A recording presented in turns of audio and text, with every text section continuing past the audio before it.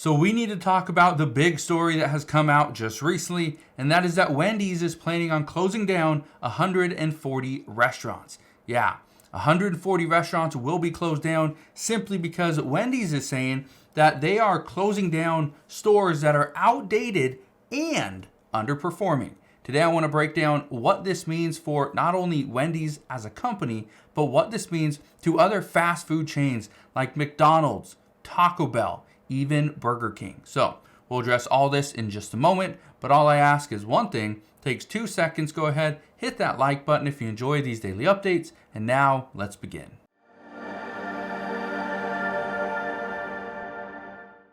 If you are like many people, you love a deal. You love going to a place like Wendy's where you can get a biggie bag, let's say with a double stack for $6 to $7. Comes with a burger, comes with 4 nuggets, a small fry, and a small drink. And that right there is $6 to $7. That's really good. Well, guess what?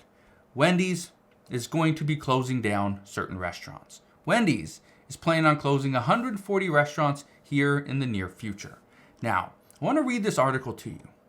It says Wendy's is closing 140 restaurants in the coming months, the fast food chain announced just this week. It says, but the company said it would open an equal number of new locations in areas it believes can generate better business for Wendy's.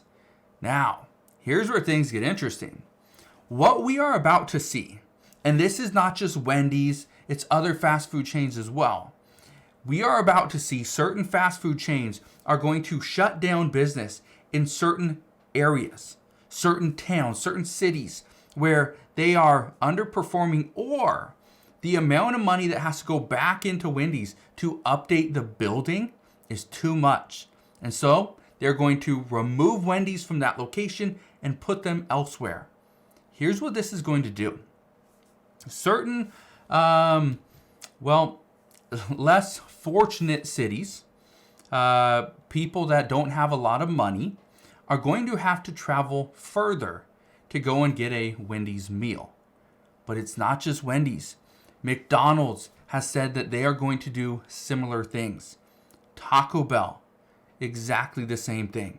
You think a Chick-fil-A is going to come and go into a town that has 30,000 people? No, it's not going to. Think a Wingstop? Yeah, you think an In-N-Out Burger is going to do that? No. What we are about to see is a massive shift. Now that we are seeing restaurants, fast food restaurants and sit-down restaurants are now delivering further to their customers. Many people aren't even going in. I know I talked to a good friend of mine just recently, and he was saying that he hasn't been into a restaurant in more than a year simply because of tipping. He is tired of tipping 30% simply because 20% was the normal. Now it's 25 to 30%. You have to tip or else they just look at you funny, is exactly what he said. Now, I want to show you this.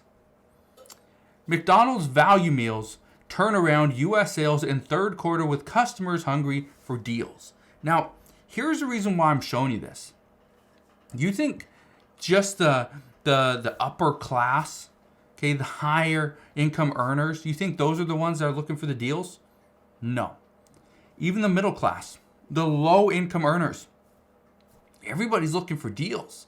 Everybody is. But here's the difference. If you mess up an order, let's say McDonald's goes through and makes your meal and, well, oops, I forgot I put onions on it. I put ketchup on it. Guess what?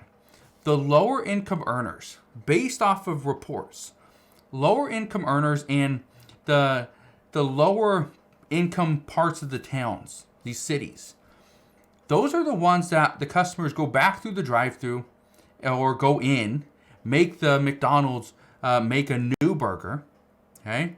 Or you gave me a small fry. I asked for a medium. The higher income earners will see it. Person gave me a small fry. I asked for a medium. I paid for the medium, right? Most people will just go. They're just gone. No. The lower income earners actually will go back through the drive-thru or go in and request the medium fry.